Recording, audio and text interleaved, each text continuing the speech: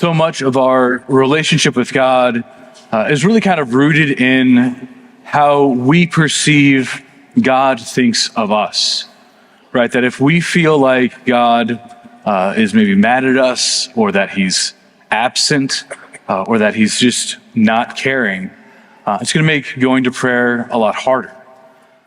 And for so many of us, the way that we relate to God the Father especially is in some ways kind of related to how we relate to our earthly father. When I was a kid growing up, I thought what I perceived was that my dad did not like me. I grew up with 3 older sisters. And so every Saturday morning, my dad would wake me up early and take me to Home Depot or AutoZone, and we would get supplies for whatever project we had that weekend. And I hated it. I just wanted to sleep in. And again, because I was a kid, the way I perceived this was my dad was punishing me, that he didn't like me. And this is what I thought, and this is what I was sure of, all through my childhood, through high school. And it wasn't until I was in college that I realized something different. I think it was my second year in college, and I was walking by, and one of my friends, Steph, had a flat tire. And she was going to call AAA. And I was like, why don't you just change your tire? She didn't know how. And I was like, I didn't understand that because I'd been changing tires since I was like 7. And so I said, well, I'll change your tire for you, save you some money, it'll be fine. So I do everything right. I get the car jacked up, all the lug nuts off, and the wheel is stuck to the car. And I'm shaking the wheel and the whole car is shaking. And this has never happened before. I don't know what's happening. But I went to college in Ohio, so there's a lot of snow and salt and rust and everything.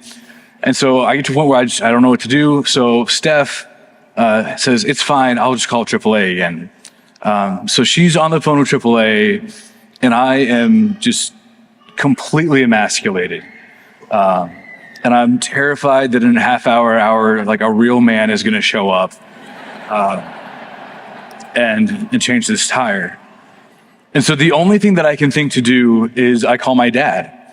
And I tell him what's going on, and because he grew up in Iowa, where there's snow and salt, he goes, oh, well, obviously the wheel is rusted onto the car, and so here's how you fix that. And I said thanks and hung up, and we got it sorted out. And so there's it's a loud crack when you take off a rusted wheel. So my friend Steph she was still on the phone with AAA. She just said thanks and hung up on him. So we got it switched out and everything. And at the end of it, she gave me one of the best compliments I've ever got in my life. She just looked at me and said, that's what a man does. And as a 19-year-old kid, that meant a lot to me.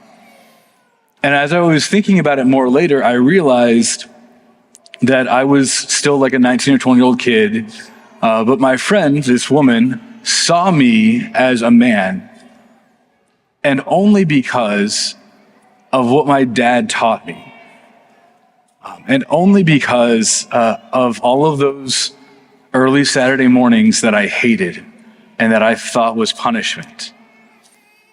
And I realized that my dad actually liked me, that my dad was training me, informing me, and initiating me into masculinity, into manhood.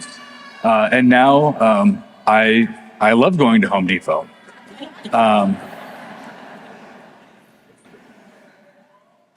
And our relationship now is completely different than it was when I was a kid, because now I understand how I relate to him better. And we see this in today's gospel in the prodigal son.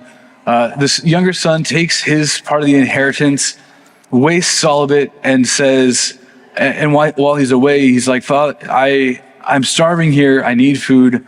I'm going to go back to my dad. But because of how I've messed up, I know I can't go back to a father-son relationship.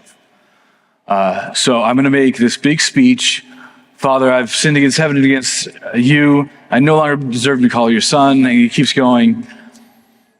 And so he says, I'm going to go back and I'm not going to be a son. I'm going to be an employee.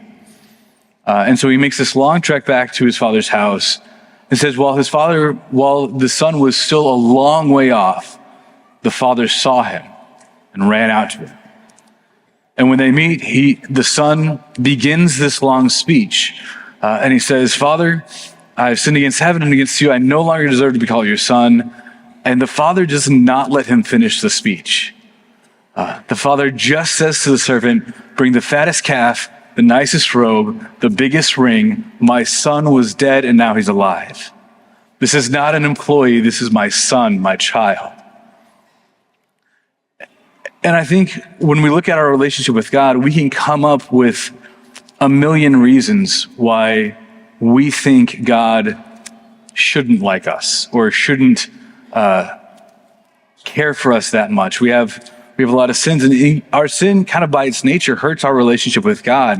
And we see that all the way back in Genesis 1 and 2. Adam and Eve sin, and the way they react to that, their initial reaction and response to sin is that now that I have sinned, God is no longer somebody that I can just walk with in the cool of the day. He's somebody I should hide from, right? And so they hide from him, and they separate themselves from God. And what does God do? He pursues them. He calls out to them. Where are you?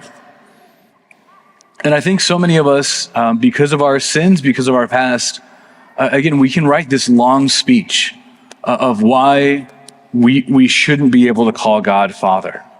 Maybe we want to go to an employee relationship. Maybe it's just created relationship. But none of that matters.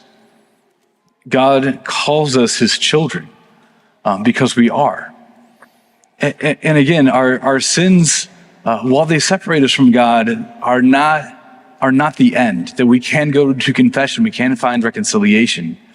I was talking with somebody in confession a while ago, and they were just talking about just the shame that they felt because of the sins that they had committed.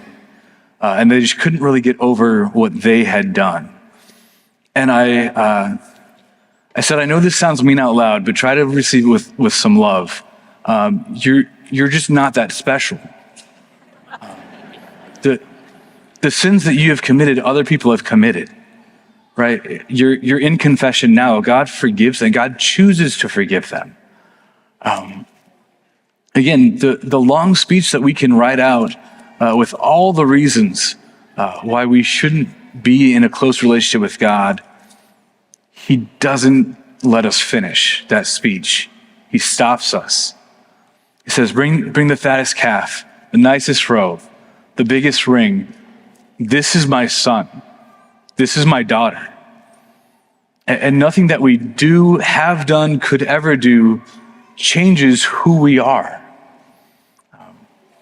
God says, you are my son. You are my daughter. Because just very simply, that's what we are.